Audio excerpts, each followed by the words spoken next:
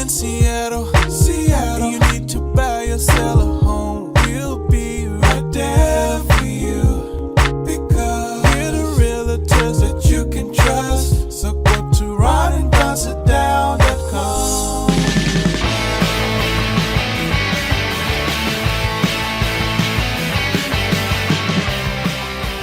You're listening to The Ron and Don Show on the Ron and Don Radio Network.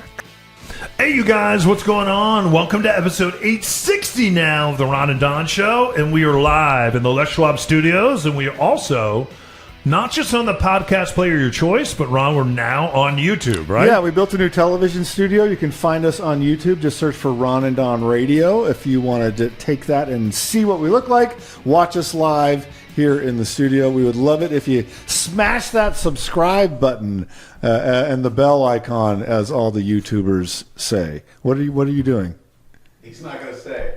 The only way you're going to know, Matt told me to do that. The only way you're going to know is to tune in. It was pretty interesting what I was just doing. It was kind of annoying when I'm trying to talk. You're not going to know unless you're on a podcast. But if you're watching us on YouTube, you now would know. Make sense? Dude, if you're going to do this TV thing, you gotta keep up with me and Matt. I was drinking a little bit of water, just like that Jimmy Kimmel does.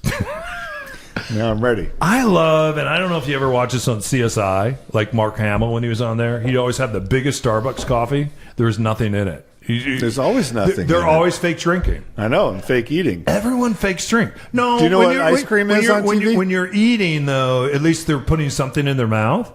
But when they're drinking, they're all fake drinking coffee, and I can tell. Totally. Especially with him. 100%. Yeah. I always wonder if Colbert has a running gag because he's from South Carolina of drinking bourbon. Uh-huh. And he has a bourbon bottle. Yeah. And he acts like it's real bourbon, but I don't know if it could be iced tea in there. But if he's drinking real bourbon... He's Catholic, man. It's real bourbon. I kind of like that about him. Sometimes the bourbon ends up in the chalice. When they run out of the bitter wine, when I was at Altar Boy, throw a little bourbon in there. All right. But we're talking Ron. We're not talking bourbon. We're talking Ron on real estate. Yeah, don't forget every Monday, Wednesday, Thursday, you get the Ron and Don Show. And then on Friday, it's just one segment, and we talk real estate only. Yeah. So let's talk about this statistic. I think it's really important. 75% of all realtors that have a license, real estate agents, because not all agents are realtors, will not do a deal in the United States this year, right? 75% will not? Will not do a deal this year. Okay. The top 2% will do somewhere between 10 and 21 deals this year. If you're on the other side of 21 deals, you're in it's less than a half of 1% as far as realtors and volume and brokers in America. Yeah. And what happens with us from time to time, because you know that, say it with me, Ron, we sell the sound. We sell the sound, and I think we sold the sound doing something again you can only see on YouTube. Isn't that interesting? I like it. Matt, is that good? I'm just doing TV stuff, and if you're listening on the podcast, boy, did you miss out on something I just did. So I'm going to get people to watch us on YouTube, you guys. I am. I'm going to get 5 new watchers this week. Perfect. You watch me 5 new viewers. Anyway, I know this drives Ron crazy, so I wanted him to talk about it, but we also need to be nice. We ran into a deal this week with a realtor that has been one of those 75%. In fact, we found out, and we won't say who she is because she's very nice. She's very nice. But she's a hairdresser by trade. And then she hasn't done a deal with her license because we can see who's done what deal. She hasn't done a license in 3 years. She hasn't done a deal. She has a license. She has a license. So she stepped in with a family member and said, hey, you know what I'm going to do is I'm going to go in and do this deal for you. Our side of the deal, because we're the seller, our seller is not only paying us a commission, but they're also paying that other realtor a commission to help sell this particular house. And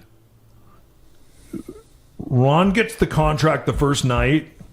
We have a number of deals on the table. And You warned me if we select this deal, which at the time was the best deal, right? Monetarily for a client, and terms-wise for a client.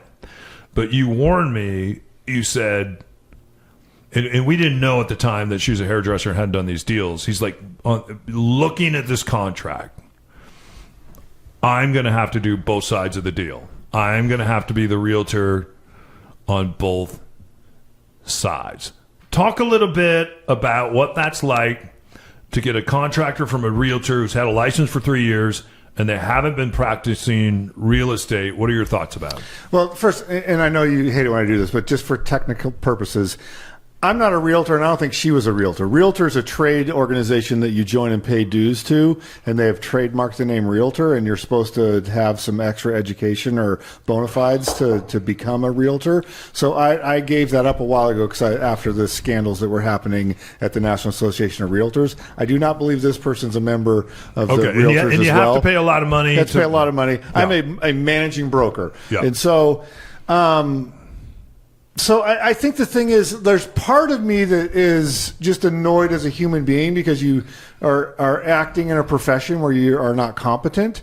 I just believe the way I was raised or however it worked, that when you choose a profession, you should be competent of the skills of that profession. Should know how to work the computers, know the software platforms you need to know how to do the basic skills required to, like when we're doing this podcast, I know how to edit a podcast. I know how to edit video. I'm not the best editor, but I know how to do it.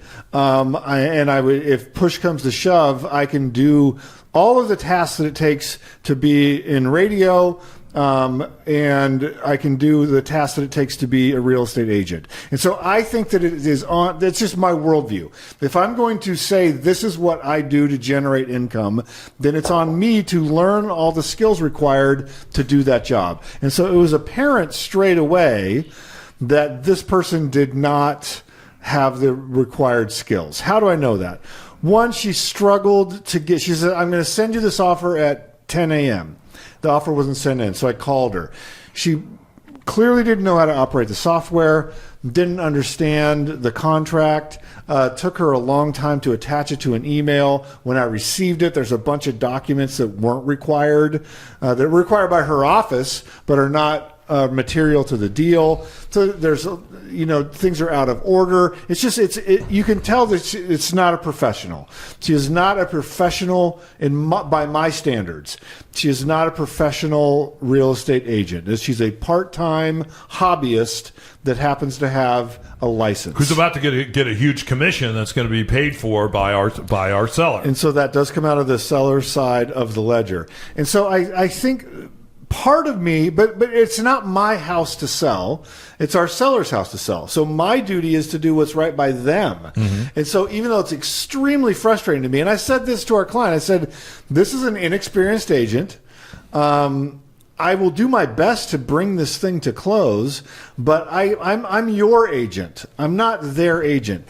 I do feel bad for this couple that chose their family member to represent them, because it is a very expensive house, and they are not represented well. Right. And their money is at risk for this house. Luckily for them, we're good guys, and we are ethical guys. Hey, I'm just going to jump in here. We're great guys. And so, but I'm serious. I'm being serious. If you couldn't have picked a better person to partner with than us to bring this deal in.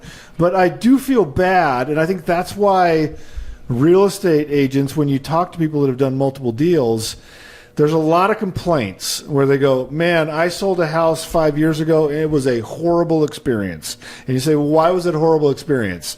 And they'll say stuff like, well, there's a lack of communication. There's a lack of skill. I don't feel like it was explained very well. Most likely because that agent didn't know how to explain it. And they didn't have skill because they were working another job while they were trying to do the real estate job. And I apologize for the leaf blower that's in the background of the Ron and Don studios. Well, we have a brand new studio, and I said, hey, could you come over and blow some leaves around while we're on air just to mix it up a little bit? And it reminds us of our old studio. Well, it reminds us, and then also it'll get people to tune into YouTube because the guys are going to be in here in a moment blowing some leaves around in here. So like I feel bad for this couple.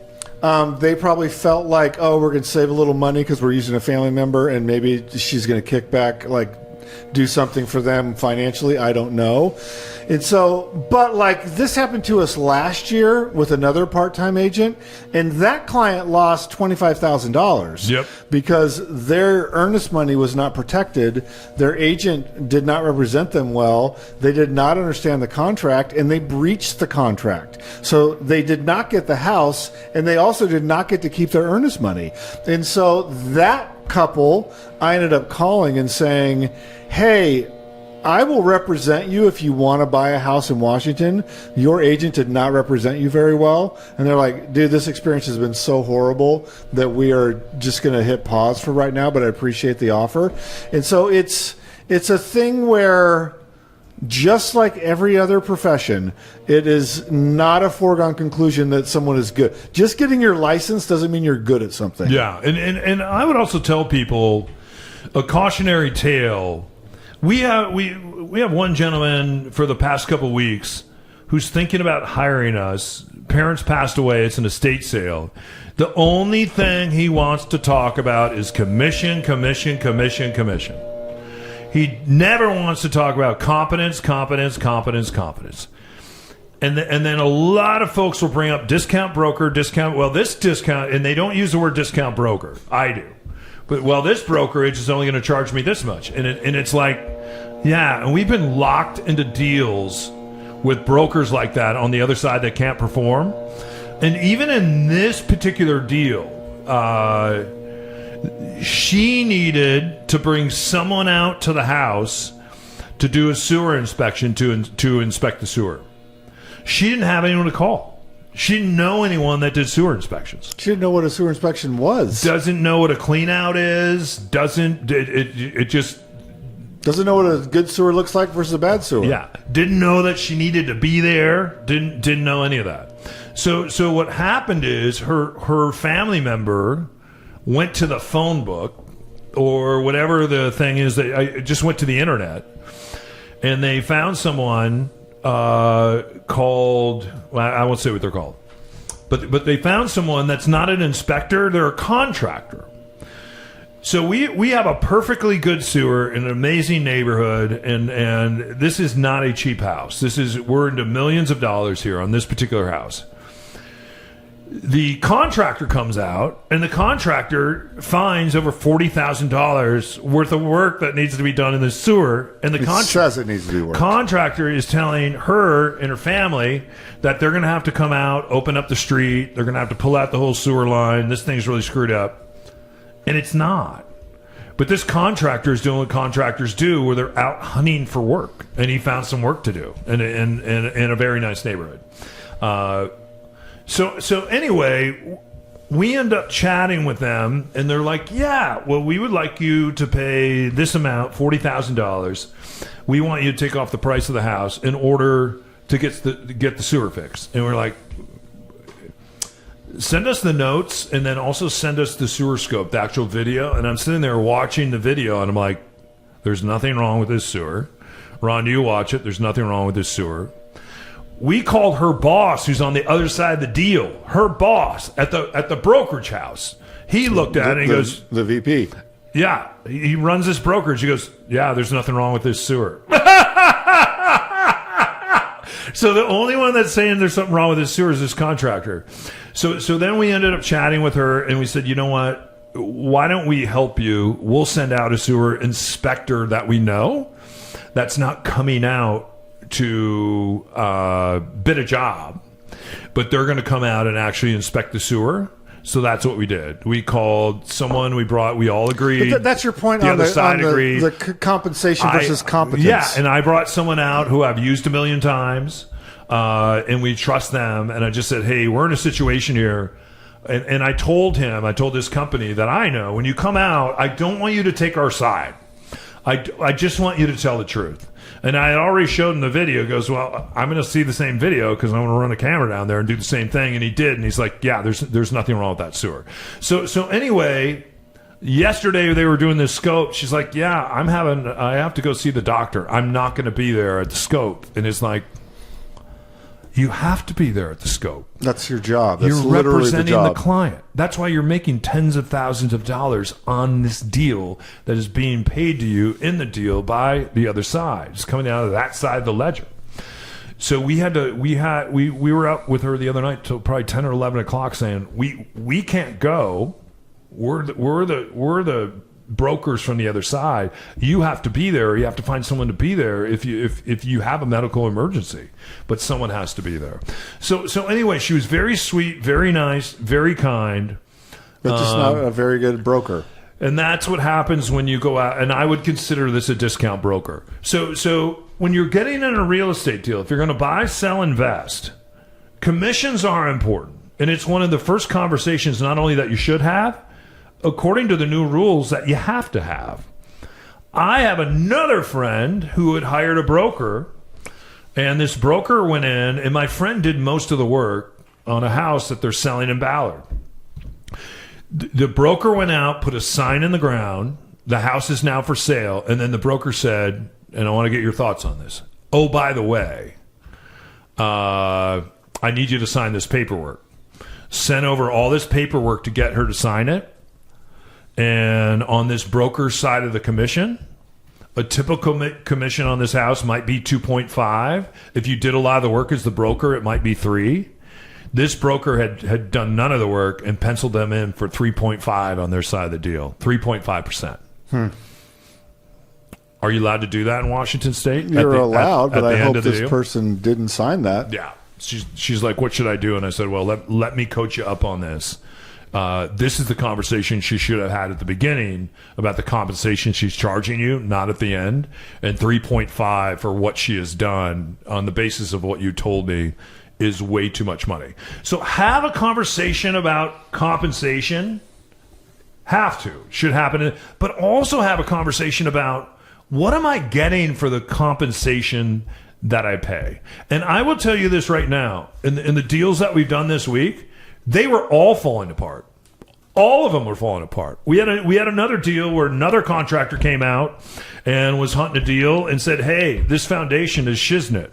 This house is falling down. And so the other side was ready to back out of the deal. And I said, you know what? Let me get on the phone and because the foundation has actually been worked on and we have all the paperwork. It's under warranty. Oh, it is. And so we were able to put that deal together after we showed them. And again, it was another contractor hunting a job. And then I brought out the contractor who does 600 of these a year and has warrantied the foundation of this house. And the other side looked at that. They talked to the contractor that did it. And they said, oh, yeah, you're right. We're wrong. We're going to go ahead and sign the deal and keep the deal together. So just remember, whether it's financial or whether something comes up on the inspection or something happens at the bank or something happens with title that you didn't expect, there are all kinds of things that AI will never be able to fix in a real estate deal. And if things can go wrong, they will. And it's really important that you have a competent broker. It's their full-time job. Ask them how many deals they've done this year, how many deals they've done over the course of their lifetime, and then say, for the compensation I'm paying you, what do I get? Do I get a full-time agent? Because 75% of the agents out there are not full-time agents. They have other jobs. They're doing other things. And a lot of people jumped into real estate in the pandemic because they're like, wow, this is an easy way to make money. And they never practiced real estate. Do you want to go see a doctor that doesn't practice medicine? Do you want to go see an attorney that has never been part of any type of litigation? Same with a real estate agent. The bar to entry is very low, and a lot of people have jumped over that bar. But the expertise level is very high. It's Needs to be very, very high. It's very, very high. There's a lot of money on the line. There's a lot of emotion on the line. So make sure you hire a full-time agent. Ask them those questions. What do I get for my compensation? How competent are you? Do you have people that I can call? We always tell people, hey, here's people that we've done deals with. Call them. Have a chat with them. See what it's like to work with Ron and Don. And most of the time, they love me, and they like Ron too. So, hey, you guys, thanks for listening to this episode of the Ron and Don Show. If you need help on your real estate journey, how do they reach out? You can go to ronandonsitdown.com. Let's sit down, start that journey. We'll meet you where you're at. We have a free buyer's playbook, seller's playbook. Email me directly if you want that, ron@ronandon.com. Yeah. So anyway, we got to get out of here. You know that because I just did something in the studio that my YouTube audience gets to see. But if you're listening on a podcast, you're out. Out of here. Not happening for you. Why is it so hot in here right now? Because we're about to wrap. The lights have been on for 4 hours. Oh, okay. Anyway, hey, you guys, I want to thank Matt today. I want to thank Grace today. I want to thank Alex today. I want to thank Charlie the dog, my son, the 7-year-old Wonder Boy, who's monitoring today's show, is actually the voice of the show. I want to thank Ron, myself. Anybody else we need to thank? That's it. And I want to thank our good friends at Les Schwab. And also Dave, who helped build this studio. Dave, great job. Dave Van Sanford, our guy. Don't forget, we sell the sound. If you need us, just reach out, ronandonsitdown.com. Until next time, you keep your head up and your shoulders back, and you can listen to the Ron and Don Show only on the Ron and Don Radio Network. Hey, thanks for listening to the Ron and Don Show. Now keep your head up and your shoulders back and find some black belt courage.